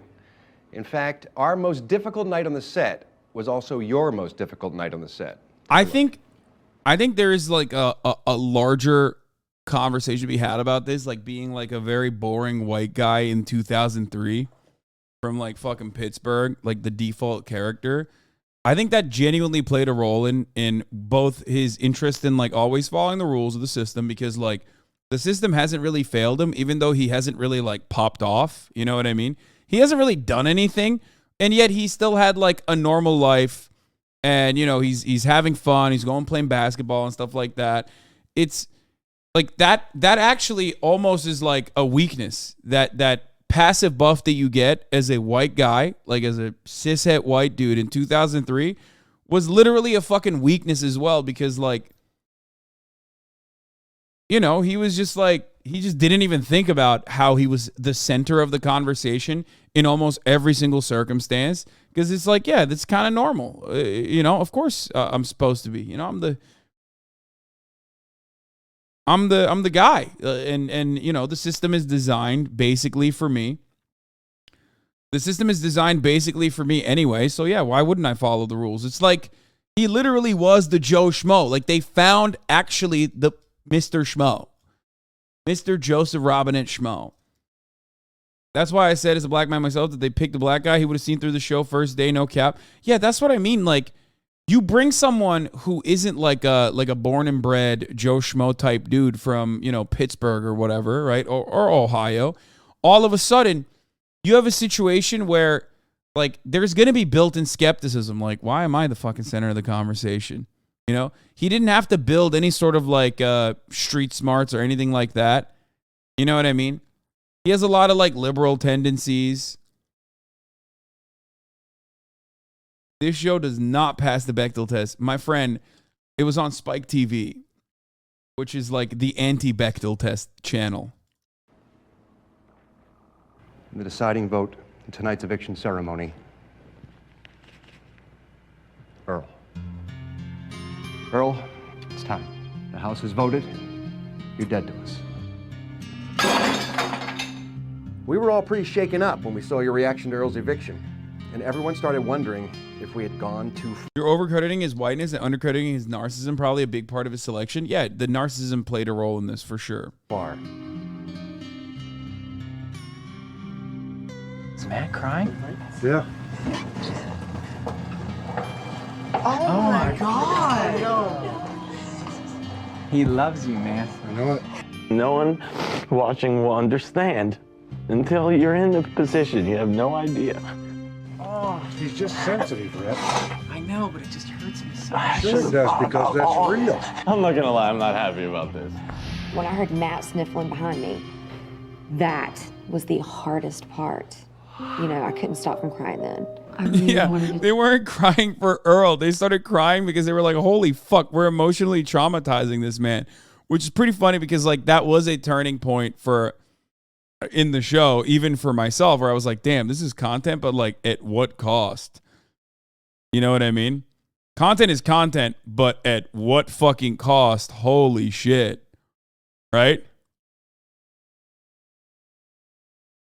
To tell Matt about the show last night when he was crying behind me when Earl was leaving. When we saw Matt really crying, it really hit us all that we need to be very careful. Like, what is really going on here? They were really upset. I mean, truly. Everybody was. We didn't want to emotionally scar this guy or have him feel that bad, but we just never took into account how big of a heart this kid had. And then when it was done, a lot of the actors were sort of second guessing like the whole process, the whole thing. And then we realized that all the producers and writers were doing the same exact thing. So we're like, okay, we're all in the same boat here, so how do we make this better? You were so upset that we had to ask ourselves if we should even continue shooting the show. Yeah, I doubt that, okay? I'm going to be honest with you. I don't believe that part. I'm pretty sure the producers were just like, this is not going to look good for us. So how do we fix it? Yeah, I don't... I like our again, multi-million-dollar production, which is actually pretty good television, like I will add, was definitely, about to blow up in flames. The real producer got a big smile when he started crying. Great TV. Yeah. Like, I just don't believe that. That's why the camera guy was already hyper-focused, like zooming in on his face as he started crying. Like, you guys are demons, okay? Yes. Yeah. The producers were like, oh man, damn, it's so sad. Also, the producers next day, make the asshole fuck your crush. Make the asshole, the host of the show, have sexual intercourse with your crush after you get like a window of opportunity and maybe a glimmer of hope that like maybe you could fuck your crush actually, but like then they take it away from you immediately. We have to tell him. Look, tonight's not the right time to make this decision. The guy's exhausted. Leave him alone. Let him sleep. We'll see how he feels in the morning. After getting some rest. That's in post. They added that in post. There's no way they were talking about that. And spending some time with Brian, you may remember the producers asked you if you wanted to continue taping. And fortunately, you said yes. We never wanted him to feel that emotional, but at the same time, we did want him to have an experience where he could feel whatever emotions he wanted to feel. Wow. I think we all want to know, what was it about Earl's eviction that upset you so much? It had a lot more to do than simply like I loved Earl a ton and didn't want him to leave. You know what I mean? A situation, of this nature is stressful to anybody. Sure. And then you throw in somebody who cares about people and it jumps up a little more. Right. And then you throw in somebody who, could have sworn Ashley was leaving. But I believe the actors got sad because as an actor, you're not supposed to like the difference between acting and gaslighting is when you're actively doing it to a real human being who is oblivious to the fact that you're acting. So like for them, that's a moment where they're like recognizing, oh shit, like what we're doing is like kind of fucked up. Producers, I don't think so. No, I just don't think so. Especially if they have like hardened reality TV show producers. There's no way. I know that like a lot of the guys were actually like writers themselves. They went on to write Deadpool 1 and 2 apparently, which is part of the reason why maybe they felt a little conflicted because this is the first moment where they realized like, oh shit, whatever. But like the actual producers, this is what they do. They do way worse shit in reality TV. They do way worse shit in reality TV on a daily basis. Look at TLC. Look at The Learning Channel. How much have we watched? How many episodes have we watched of like a 90 Day Fiance where like things that are unimaginably cruel are happening? And like, that there's a producer behind the scenes making sure that happens, prodding, poking, pushing buttons on purpose, deliberately to get that content out. They made a motherfucker give birth. They made someone give birth on reality TV. Like, they brought cameras in to the fucking room. Do you guys remember that? I forget which it was. It was a 90 Day Fiance, but I don't remember which one it was.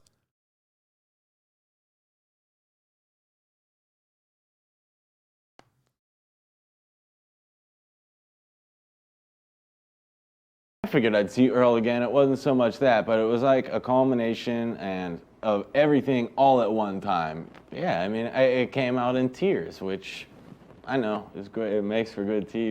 Reality TV is a morally bankrupt genre, yeah, but it makes for such good television, and I fucking love it, dude. It's so dirty, but it's so fucking good. Watching it, like, I know that I'm gonna get my balls busted. Oh, yeah? Because it was like, only a few days. Who's gonna bust your balls? Well, like every friend I have.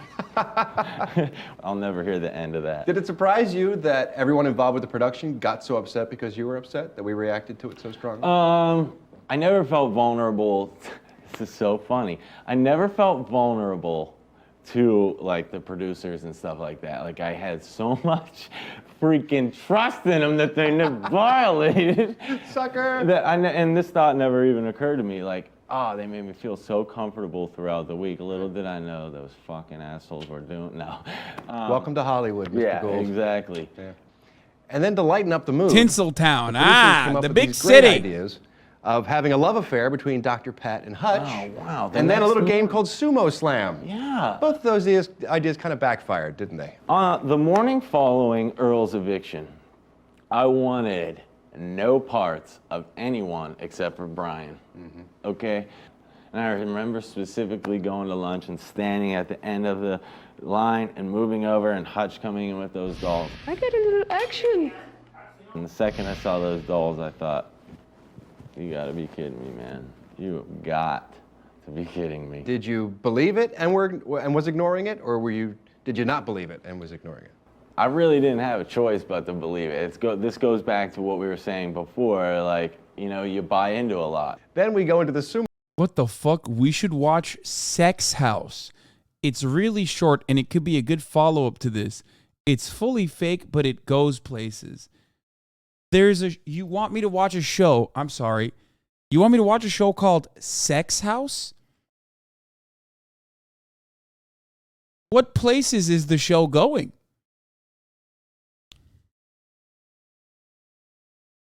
I mean, you just, what is this? What's happening? You said, porn reacts. Let's go. There was a show called A Baby Story. Every episode ended with a birth. Andrea, you watch too much reality TV.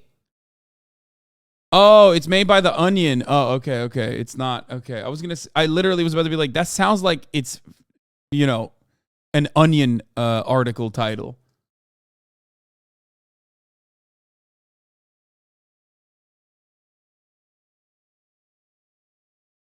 Sumo Slam game, where you really took out Dr. Pat. I mean, you laid her out. Yeah, this was scary. And I know you felt bad about that, too. I didn't want anyone to get physically hurt, but I wanted to jack every single person up as much as I could because I wanted to get a lot of that out. And I knew that at some point during my stay at the Lap of Luxury, there would be some sort of athletic competition. Right. Because that's what I was banking on the whole time. Like, you knocked Dr. Pat on her ass. Was any of that related to the fact that maybe you believed a little bit that she actually did sleep with Hutch? Were you pissed off at her a little bit for maybe actually having slept with that scumbag? I'm curious personally. Was it a payback? Was there any payback involved in there at all? No. She just happened to get in the way? You know what? My thinking was like, I looked over and saw Brian and saw her, and I thought, I'm going to knock her down and beeline for Brian. He had the common sense to run. It went that. Yeah, he was scared. Yeah, huh? he was. Yeah, and from what I've heard, Dr. Pat was level with the ground. She was, yeah. She caught air. That's hilarious. She caught you know some air. what? She deserves it. Why does she deserve it? For being on the show. I got you. Faking me, Someone's got to take one for the team. We'll be right back with more Matt Kennedy Gould when the Joe Schmo Show continues. Welcome back to the aftermath of the Joe Schmo Show. I'm Ralph Garman, and I'm sitting... No, I have not seen the new abortion after birth law proposed, okay? And I will not be looking at it because this is a fucking Saturday, okay? Here with Matt Kennedy Gould. Matt... Also, the Sex House is age restricted. Unfortunately, you were living in the one place on the planet Earth where your chance of scoring was about 0.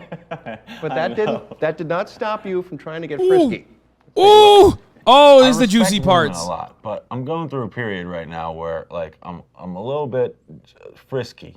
So that's why a lot of my thoughts are getting geared towards that.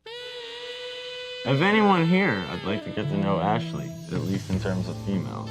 In our short time together, sometimes you look at me with such soft eyes. What is this, Chains of Love? Willed a little inside, so thanks. I did not think that they would show this. I did not think. I had a little bit bit of a... I did not think that they would show Matt being horny. You know what I mean? Matt Kennedy Gould update from the Gazette Review. Physical connection. Like, she was kind of making a little bit of eyes at me. I know I'm a nice-looking guy, but I also know, like, she probably thinks she can, you know, hook me a little bit and then, you know, toy me around. So I'm going to try to let her use me. This is my goal. We got to get going. Gina, she's quite sexy, too. We get rid of the rest of the people. That's it. That's it. Yeah, remember? Who could forget the first episode where Matt basically single-handedly ended racism by saying, you know, I have no issues hooking up with an African-American woman. Oh. Which was awesome when he said that. That was crazy. I don't mind it. Other guys, I don't know, but me, I'll fucking do it. Maybe we hook up a little bit. No, no, but First things first. yeah. You know, if Dr. Pat wanted to. He said other races. Yeah. Oh, my bad. Sorry. When talking about Gina, he said other races. So it's all encompassing. He didn't just end anti-black racism. He ended racism for white guys across the board. You know, hook up and have fun. Like, I'm all for that, okay? I sleep late. Okay. So, like, if I do anything Okay. I trust you. we'll get the dolls out, we'll do whatever. We want to include them in, that's fine. Wait, I don't remember that. Parents, maybe you don't know, but she is built nice. Built like a Playboy bunny. I know you like mom. I don't know the she full did details. something to me. She's just so nice, and she's hot. She looks super hot, like a tight little t-shirt and like matching shorts. Come on. I just loved Molly, so I loved being around her, and I loved rubbing honey on her. Molly's been throwing herself at Ralph, and Ralph has been very accepting of that. It made me sick. That was awesome. That was a little revealing. Yeah, a little bit. You must have hated me when I was having my little thing with Molly then, if you liked her that much. Okay, I'm gonna... You want to come clean about that? I'm gonna go and say that, you know, you can, like, think a girl's hot and want to hook up with her and, like, want to have fun and be cool and not really be that invested in her at the same time. So, like... Oh, yeah, it's just a fling, dude. I was just horny, dog. Whatever, you know what I'm saying? It's like, no, it's whatever, dog. Whatever. Nah, it's not. Though I thought it was very unprofessional of you. Yeah, I was. And very odd of her to do that, being that she was such a... Oh, my God, he's sweating. Bro, he's sweating. Stop. Why is he sweating, bro? This is the first time he's glazed up, dude. Look at him. Holy shit. Bible banging girl. I did not hate you. I'm not hating the player. You know, appreciate that. It's all for the team, Ralph. That's right. the way I looked at it. Listen, I know those lights are hot, but you know this has been going on for fucking an hour and almost an hour at this point. He's sweating for the first time now. Ralph can. All right. Well, let's settle it once and for all then. Dr. Pat, Ashley, Molly, Gina. You've probably never done anything on camera before, but sometimes the lights and makeup can cause you to sweat. Or Tawny Roberts. Which one had the best shot at becoming Mrs. Matt Kennedy Gould? Going to the altar. Absolutely. Why does he not have sweat here then? Really? Without a doubt. And that's What why happened? You kicked her ass. Now, here's the thing though. I digress. The first few days at the Lap of Luxury, Ashley was real cool to me, right? But then one day, like just when I thought, I'm like, this girl might be down for a little something, a little fun. That's all I wanted. I didn't want to walk to the altar with any of them. Right. I just wanted some good American fun. That's it. Right. Okay? But then one day, Ashley told me I was like her brother. Yeah. I threw that out the window. You know? Sweating Then again. Dr. Pat had sex with Hutch. Well, there she went. We voted Gina off the first day. She went early, And yeah. Molly had an ex-boyfriend, and then he came. She was a virgin, but yet she was hooking up with you. Yeah, it's all very odd. So, you know, I was left with Kip, and whatever happened, happened. All right. Well, coming up, we're going to take one Interesting that they're both under the same lights and he's not sweating, but Matt is. I wonder what last that look at the was man about. we've all come to know and love when the Joe Schmo Show continues. I guess he's like a professional TV guy, so he's used to it, maybe. Welcome back to the aftermath of the Joe Schmo Show. I'm Ralph Garman, and here, of course, is our star, Matt Kennedy Gould. One of the joys of making this show has been getting to know what a great guy you are. Thank you. It didn't take long for all of us to realize when we were working with you that you're an incredible person, and whatever the situation was, you were going to make the right decision. We found pretty early on that we could always count on you. Watch this. Matt, you are my knight in shining armor. If you don't let go, On. I'm gonna throw you in the freaking pool. You are not throwing him in the pool. I will whoop your ass if you throw him in the pool. Then you'll be. If you let him get to you like that, I'm gonna be real upset. Don't even respond. Yeah, well, You got the Matt man. I'm the sickest dude, the baddest dude here. Another of the many indicators of what a nice guy Matt is came up during the talent show because Kip was doing his awful magic act. Pick a card. Okay. Show the card to all of the cameras. And he was supposed to pick the card out of the deck that Matt had previously picked. Okay, there. Now, show the audience. This is the card. That's But once again, I mean, this guy is just golden. Where are my pictures that I took? Get his pictures, dude. Just they're gone. I ruined them. I cut them That up. was our memories. Well, What do you mean you cut him up, I dude? cut them up, dude. I thought it'd be funny. If you really cut him up, like, you honestly have to take a look at yourself. This was never brought up initially when They I didn't took on warn the you. gig. You know, they didn't say, you know, we're going to make an ass out of you. It was all done very backhandedly. Makes you feel better, I'd do it. I'd dress up in that. I know you feel dumb and it might look dumb, but I don't think it'll have detrimental effects upon your career, really. But then, I'm from Pittsburgh. This guy is just. There's nobody else like him. You wanted a bikini and a hot tub and you're chained to a guy. I'm not, no offense. Thank you. I appreciate that. I didn't take any offense. Matt just turned his back.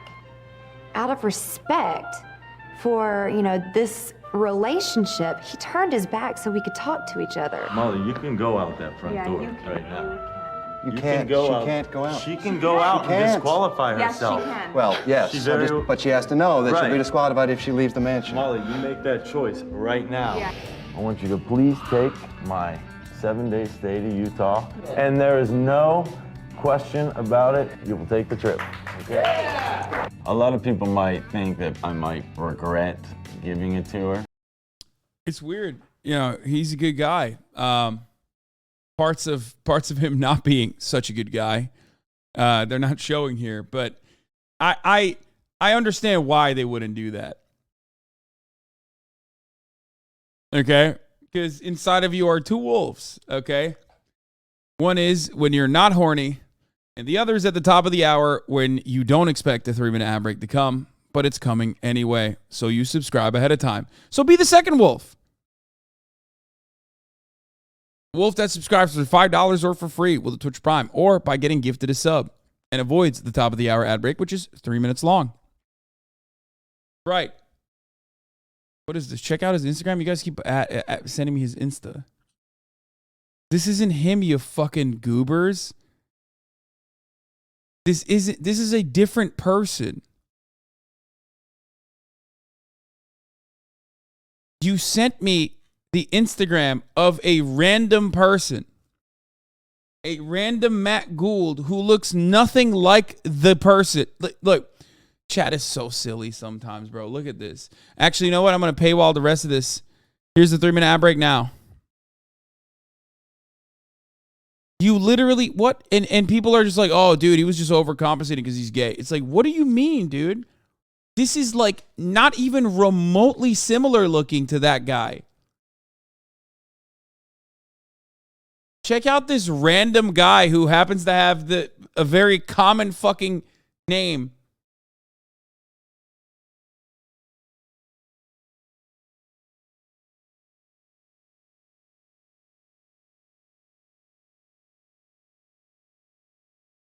I just want to say, not at all. I felt great about it. I felt like I had done something great for somebody. We could take Brian out the next round too. Because I'm telling you right now, dude, he's gonna split your vote. I know you guys are friends. I think that's cool, whatever. You're too close. Done. Both Ashley and Hutch want me to vote Brian. 748, I'll take it. It's not gonna happen. I've made a commitment to Brian and him to me, and I plan on seeing that through. He's my friend. And that's that. Wow. You could have made the wrong choice in any one of those situations, and yet you didn't. You always made the right choice. Do you breathe a sigh of relief knowing that that's your legacy on television? That's what people are going to get to see? Very much so, Ralph. Very much so. I did a good job. But, you know, one thing. All things considered, you know, just a fucking normal ass white boy.